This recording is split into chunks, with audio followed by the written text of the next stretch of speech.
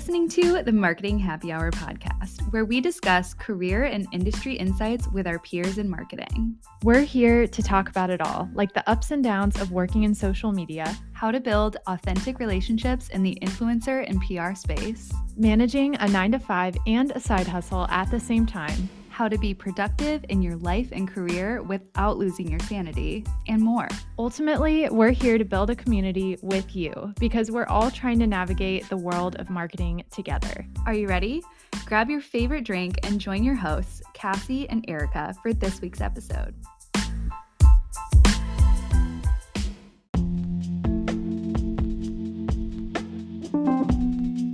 Today, Erica is sitting down with Lauren Murphy, the brand marketing manager at Fishwife. Fishwife is a beautifully branded tinned fish company, all about the highest quality, responsibly sourced seafood that looks as good on your shelf as it tastes.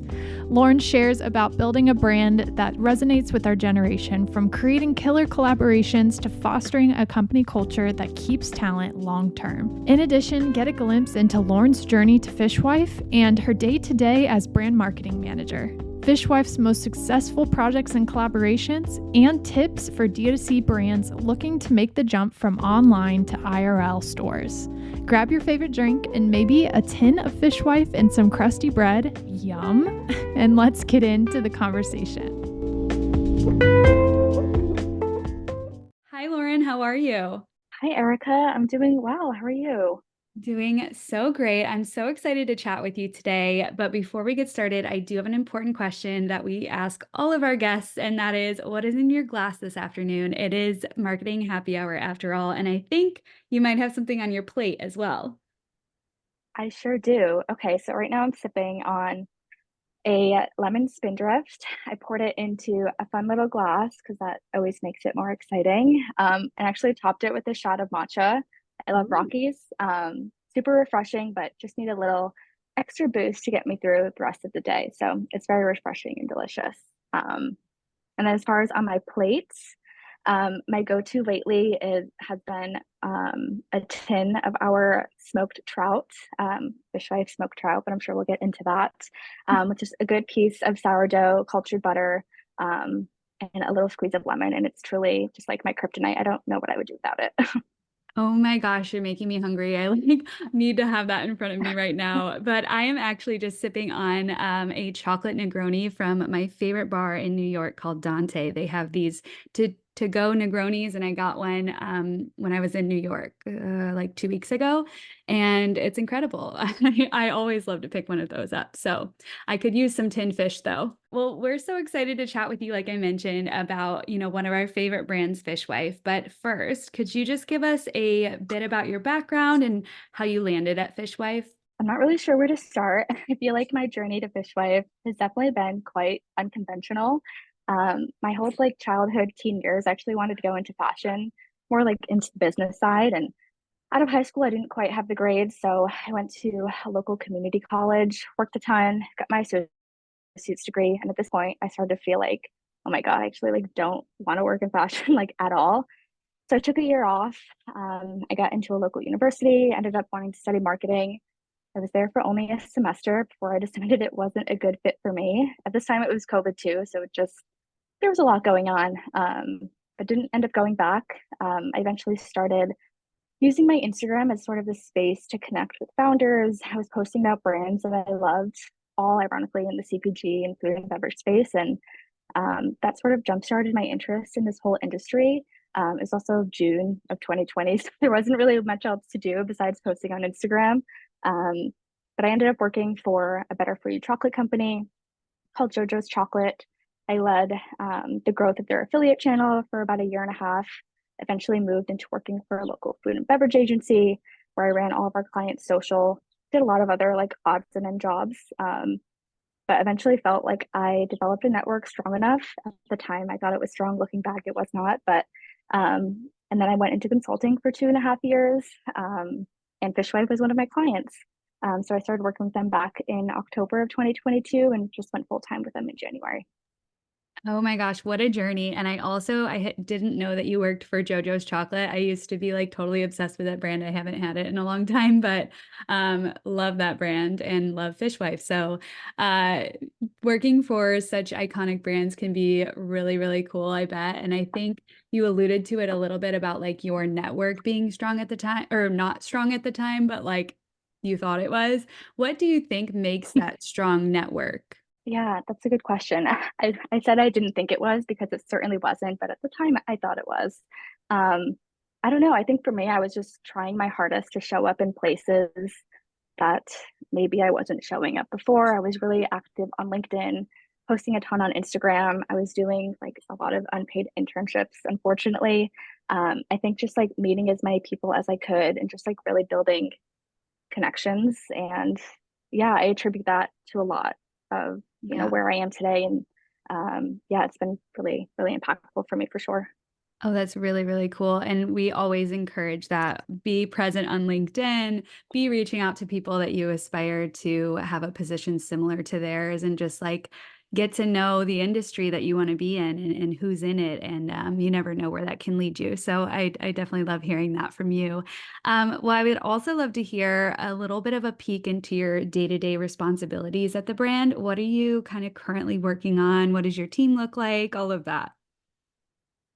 Totally. Yeah. So as I mentioned before, I started consulting with Fishwife back in, I think it was like October of 2022. And at the time, I was doing, I don't know, maybe 5 hours a week. And it was simply just like seeding to influencers and recipe developers, um, things of that nature. And as time went on, I feel like I certainly proved myself a little, at least in the sense of I really understood the brand and how to articulate it to our community. So at the time, our CEO, Becca, was running all things marketing and certainly needed some support and someone she could trust to do it as well as she did. So as time went on, I gradually took on more and more responsibility. And yeah, fast forward to today, I'm the brand marketing manager and I manage all things social, community, influencer, affiliates, partnerships, content creation, basically that anything that falls under organic marketing, that's me. That's a ton of fun and I love it. And yeah, my day to day changes a lot. But as far as our team goes, we're still very, very small. We have a team, five of us are full time. We have a lot of consultants that we work with, but very, very small and very close knit, which I've always loved. I've only ever worked with startups. So I thrive in situations like this for sure. Oh, that's awesome. And I'd love to hear just a little bit of like some of your favorite projects that you've been able to work on while you've been at the brand, whether it's been full time or when you were consulting. I know the movement of like tin fish on TikTok like probably took off while you were at the brand. So if you want to chat about that a little bit, any insight into like some of your favorite brand moments? Totally. Yeah, the tin fish movement certainly happened, I think, kind of right when I was starting. So it was really an exciting time to, I think, jump into the brand. I think what we've seen is this conservice culture of people enjoying tin fish. Certainly not how at least I grew up enjoying it, which is definitely at the core of what we're trying to do. So it's been really exciting to see it show up in all of these beautiful places. But as far as some of my favorite projects, I mean, there's been so many. The thing about startup life is I feel like we're working on a million different things at once, and all of them are just so fun and exciting. But recently just did a tuna takeover at the iconic French bakery in Brooklyn called L'Appartement for F. We had a limited edition sandwich during the bakery during the day, an entire menu takeover at night, and then at the upstairs wine bar. And then we ended the week with like a fun little Brooklyn street block party. And it was just so, so wonderful. We were celebrating the launch of our two new tunas. And ironically, the bakery was also celebrating their 2 year anniversary. So it was just like a match made in heaven for celebrations. And yeah, it was just like a remarkable partnership to see, you know, they were just so wonderful to work with. Yeah, it was a lot of fun. Oh wow, that is so cool. And I love that bakery. I think it's their raspberry croissant. It's so good. But that's so cool. I wish I would have attended that because that's amazing. You mentioned, you know, that collaboration, and I know that Fishwife has been a part of a lot of different collaborations and brand moments like that, like the Fly by Jing collaboration and things like that. Something that we love to chat about on the show is the behind the scenes of something like that, because it does take a lot of work and there is a lot of moving pieces to bring something like that, a collaboration and activation, an in real life event to life. And so anything that you would want to share about that process, or any advice that you would have for brands looking to kind of create something similar with their products and just like collaborating with similar brands?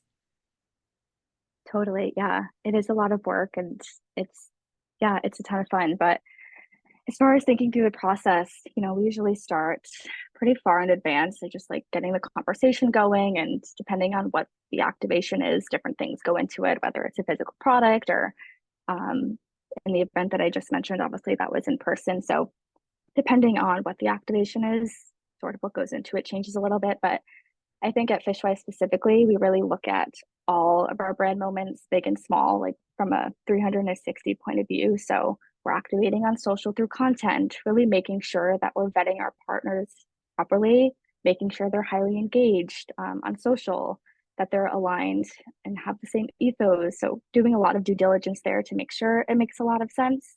We're looking into creators and influencers. If there is an in-person event, we're on the ground creating content. And I think, yeah, to my point, I just looking at it from a 360 point of view is where can we activate this in all the different areas? I think it's really important, to your point, because they take so much time, that we're doing the best we can to really juice these opportunities for what they are.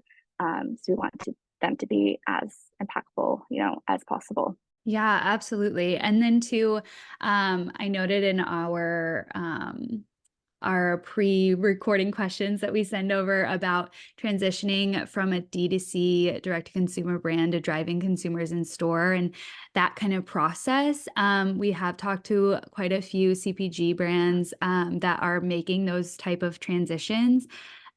Is there anything that you have experienced, or do you have any advice for those brands that are currently in this situation of like how to get the messaging across that you're now available in this retailer and this retailer? And I'm sure there's a lot of different places that you're driving to.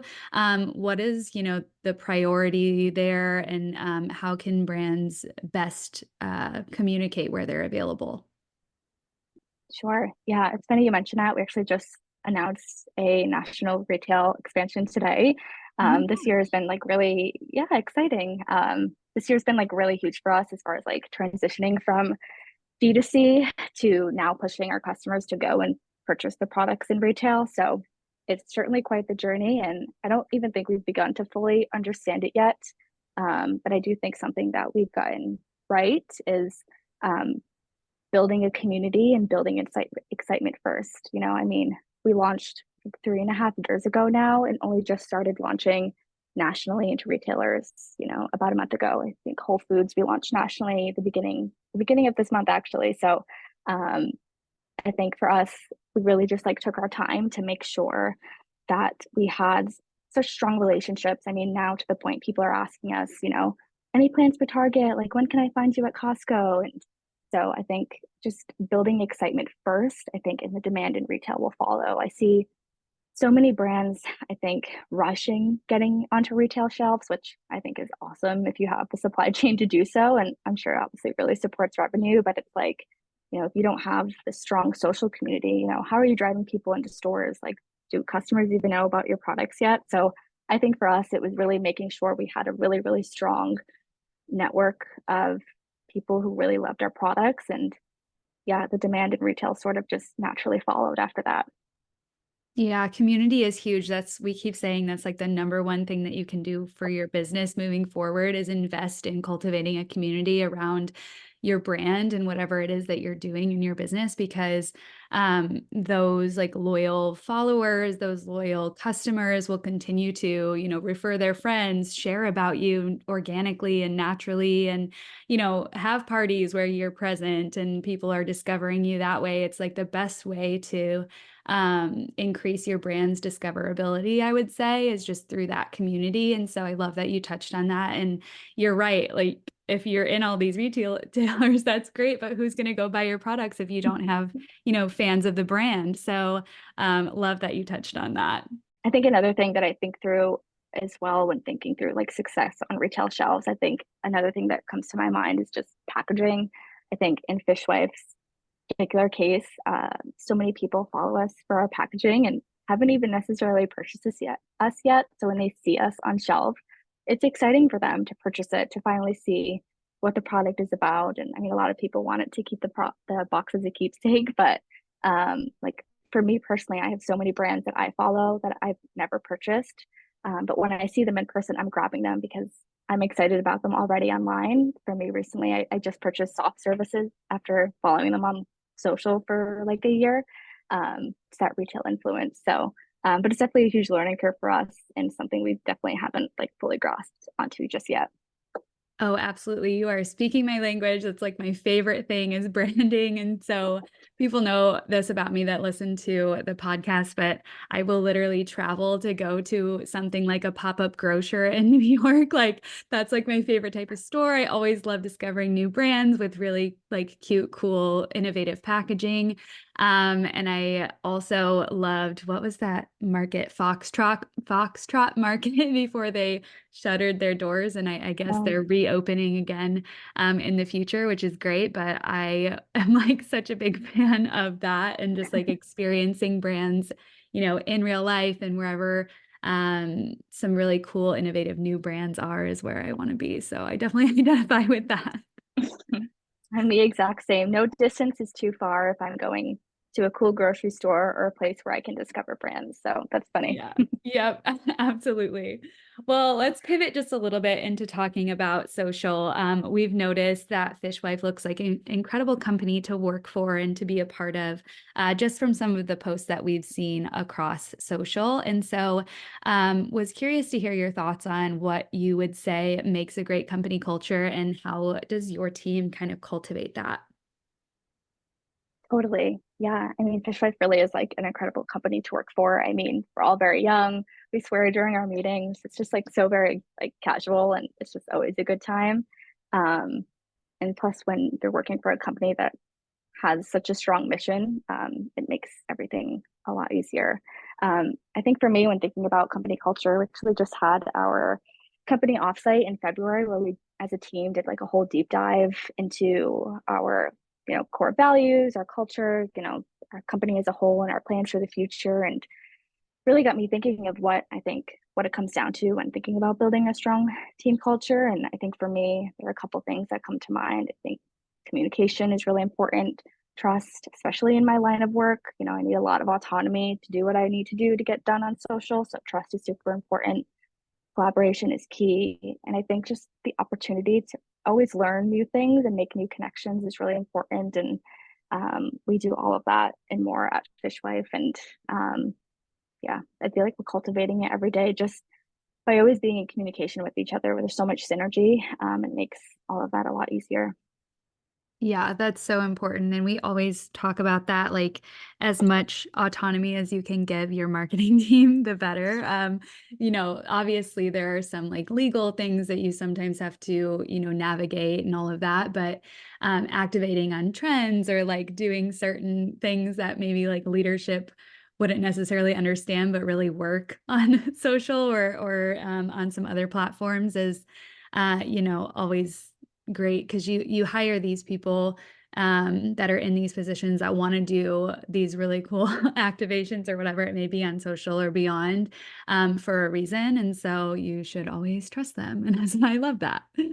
Um, Totally. I couldn't agree more. yeah, absolutely. Well, sometimes we hear from brands that they're a little wary of employees or just like sharing things on social media about working at their company or brand. Um, how do you think sharing a peek into company culture on social really impacts the business positively? And how can other brands listening kind of emulate that? Whether it's employees talking about their experience working at the company or going on podcasts like this or anything like that. How do you think that impacts business positively? Yeah, absolutely. I think even from like a brand side of things, I think this is a big content pillar that we're starting to see be shared a lot about. I think Poppy does a really amazing job. Set Active does an amazing job at really just like taking a peek behind the curtain and not necessarily pushing the product, but just showing the day to day what the company looks like, what it's like to work there. And I think doing things like that make the company so much more approachable. I think this has been talked a bunch about on the show before, but people don't want to buy products anymore. They want to buy experiences. They want to make purchases from a company that they know the people who work there. And I think at Fishwife we've tapped into this a little bit, but we've barely, I think, scratched the surface. And it's always something that I'm trying to figure out how to incorporate more of, because I think, to your point, like, I fully believe the brands that do this like are the most successful. And I think if you just look at TikTok, I feel like that's 90% of what the most successful brands are posting about. So it's definitely not something we do a ton because I'm remote and everybody's in California, but it's super, super impactful if you do have the opportunity to do it, because it just makes the brand so much more friendly and approachable. Yeah, I couldn't agree more. It definitely humanizes the brand. And I know that you guys have done a really good job just with that overall. I know that you shared some like behind the scenes of being on Shark Tank and all of that kind of stuff over the years on social media. So I've been loving Yeah. following that journey. And that's a big part of why, Fishwife is a brand that, I love and will continue to purchase from, is because I feel like I know the brand and, I really identify with the brand. And so I think that is definitely really impactful when it comes down to like sharing that stuff on social and beyond, for sure. I love to ask this question on the show too. What do you know now that you wish you knew earlier on in your career? I'm sure there are a ton of answers to this that you could give, but any advice that you wish you could give your younger self? Yeah, I think my thinking back to when I was freelancing, that was very introspective experience. But I think the first thing that comes to mind is my worth. I have such imposter syndrome. And like, to my point, when I was freelancing, like, my rates were so low. Like, I don't know how I paid my bills, but I feel like I never truly understood not only the value that I can bring, but just the value of social media as a whole. A lot of the times I feel like I doubted myself, but it all works out in the end, especially if you surround yourself with people who remind you all the time how valuable you are, which your team and or, supervisor should be doing, which, shout out to our CEO, Becca, who never lets me forget it. Yeah, that's definitely one that's been a huge learning curve, but grateful that I have a team that is so, so supportive. I love that so much. And yes, shout out to Becca. I feel like I know her just from social media and from like Shark Tank and all of the things. So shout out to her. But where can everybody find you? Follow along with what you're up to, Lauren, and keep up with the brand and all of those good things. Yeah, my Instagram is an abomination, so I would never send anybody that way. But I, my LinkedIn is just my first and last name, Lauren Murphy. And of course, if you want to hang with us over at Fishwife, our Instagram handle is just Fishwife. TikTok handle is at Eat Fishwife. And our website is eatfishwife.com. But we're so much fun. You definitely wouldn't regret it. Amazing. Thank you so much, Lauren. This has been such a good conversation. It's been really cool to hear just a peek behind the curtain of what the brand is up to, and anything that you're looking forward to with the brand that you could speak to at the moment. Oh my gosh. This summer is going to be pretty big for us as far as brand partnerships. I can't dive into it too much, but July, we have two pretty cool activations happening with two other brands. Yeah, and I'm really excited about those. So stay tuned for sure. That's so cool. We will definitely keep our eyes peeled for that. And thank you again for joining us. It's been so great to chat with you. Okay. Thank you so much for having me. It's a pleasure.